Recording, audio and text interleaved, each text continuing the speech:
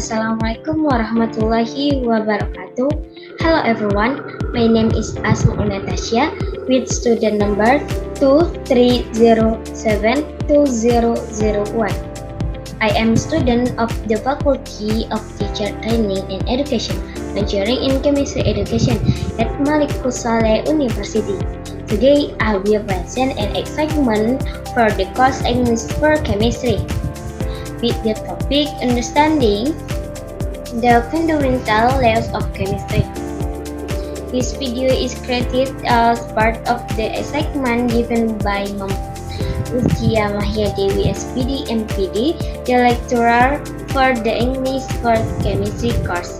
I hope what I present will be useful and help broaden our new language.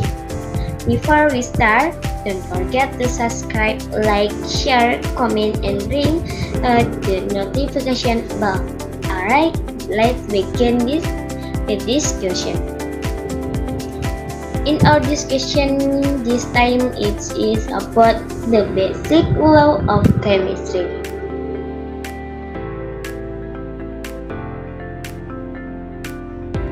Before we begin, do you know what the basic law of chemistry are?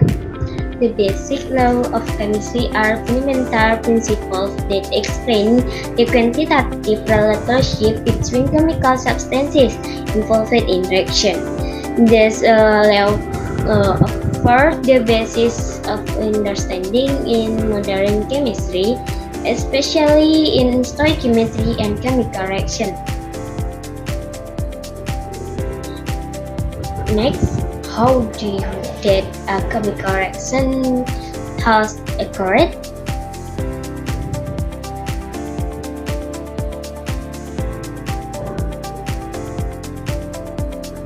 Here are 4 characteristics of a chemical reaction. Number 1, temperature check, such as in exothermic reaction that produce heat like combustion. Number 2, color check. For example, the rusting of iron object, where the color change to brown.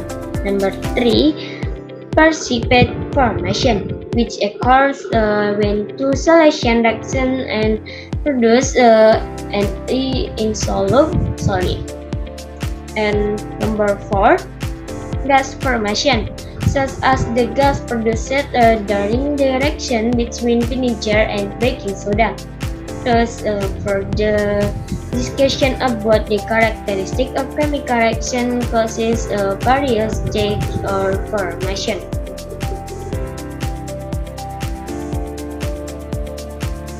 Next, there are 5 types of chemical reaction. Number 1, synthesis reaction, where 2 or more substances combine to form a new substance.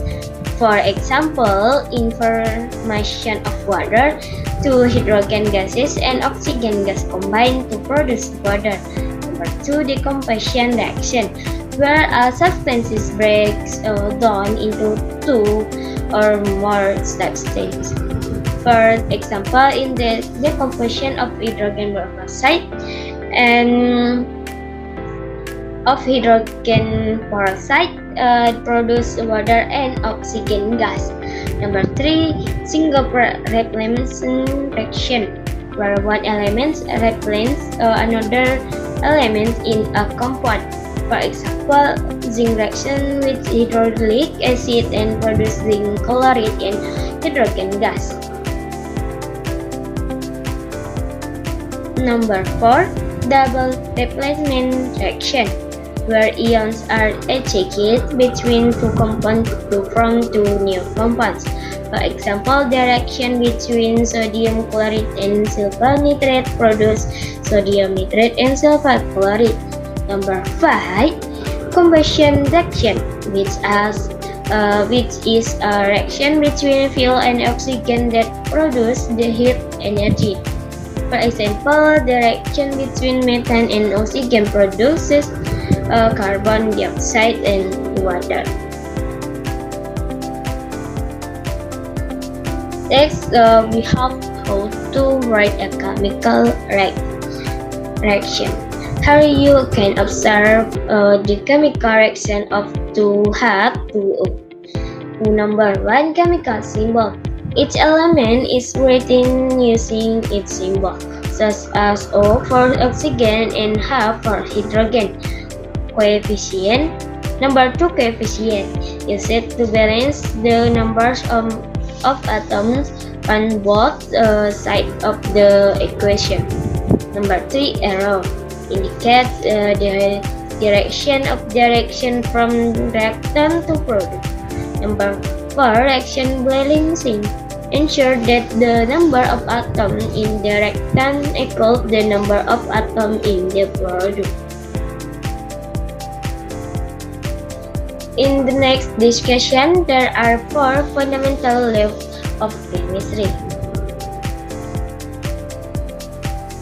Here is the law of conservation of mass, or Lavoisier's law. This law states that the mass of substances remains constant before and after a chemical reaction.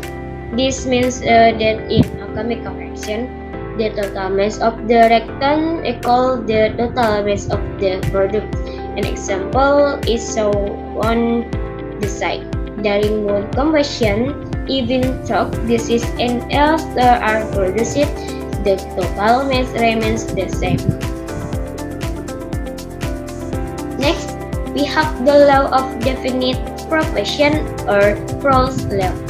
This law states that a chemical compound is always composite of the same elements in a fixed mass ratio. This means that water always contains 2 parts hydrogen and 1 part oxygen, regardless of its shape.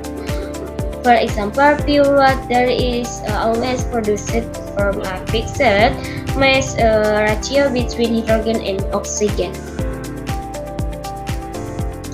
There is the law of multiple proportion, or Dalton law.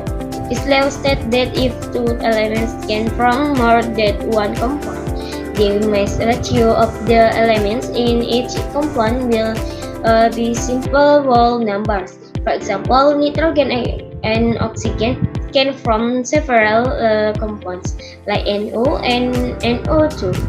And the mass ratio of oxygen in these 2 compounds is a simple whole number. For example, nitrogen dioxide contains twice the mass of the oxygen compared to nitrogen monoxide. And finally, there is the law of combining volumes, or Gay-Lussac law.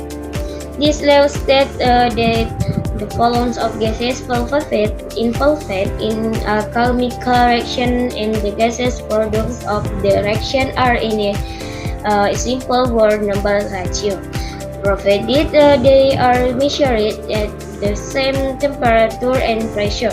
The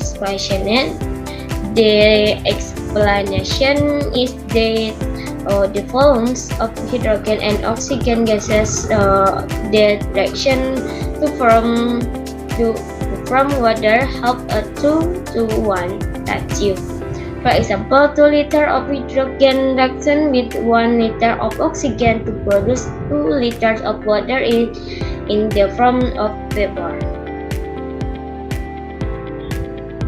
In this discussion, there are examples of the application of basic chemistry laws. What are they? The first one, combustion of fuel, or law of conservation of mass. For example, when gasoline is burned inside an engine, oxygen from the air reaction with the fuel, producing carbon dioxide and water. The mass of the carbon dioxide and water product is equal to the mass of the fuel and oxygen that reacted. This law is applied to calculate greenhouse gas emissions from the combustion process. Next, fertilizer production, or law of the definite profession. For example, ammonium nitrate fertilizer always contains a fixed proportion of nitrogen, hydrogen, and oxygen. The application of this law is important to ensure consistent quality and completion in fertilizer production in the industry. And lastly, formation in the food industry or glycolic level. For example, the formation of sugar by yeast produces carbon dioxide and ethanol. The volume of gas produced during fermentation can be precisely calculated using glycolic level. The application of this law is used in the bread and beverage industry to control the amount of gas produced during the fermentation process. Okay, this concludes our discussion on the basic law of chemistry for today. I hope it is useful for those of you who have watched my channel and help to broaden our new knowledge in learning chemistry. That's all. Thank you. Assalamualaikum warahmatullahi wabarakatuh.